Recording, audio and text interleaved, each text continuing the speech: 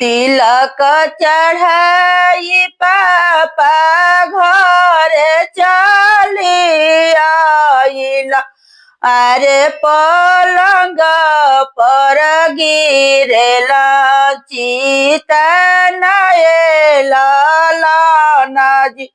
अरे पलंग पर गिरेला चिता नएला लानाजी।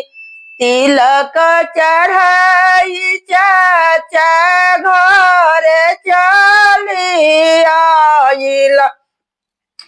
अरे पलंग पर गिरेला चिता नएला लानाजी। तिलक चढ़ाई भैया घर चली आइला। आरती पलंग पर गिरेला चिता नएला लानाजी।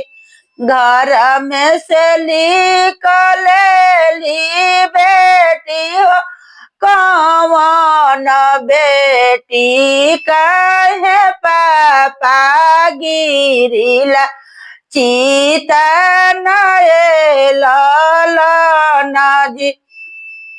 अरे काहे चाचा गिरिला चिता नएला लानाजी।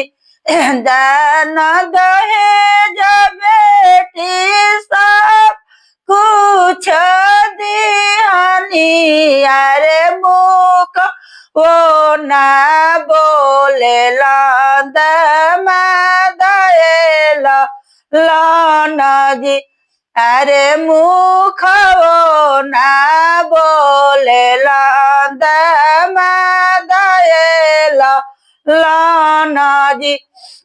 अतन बचन जब सुनलन कवन भैया चली भैला सोनारा दुकानएला लानाजी।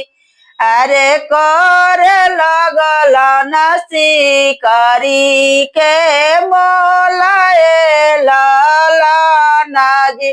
घोड़ावा चढ़ल अइलन धूल कवन दुल्हा निहुरी के करस पारा नामएला लानाजी। अरे निहुरी के करस पारा नामएला लानाजी।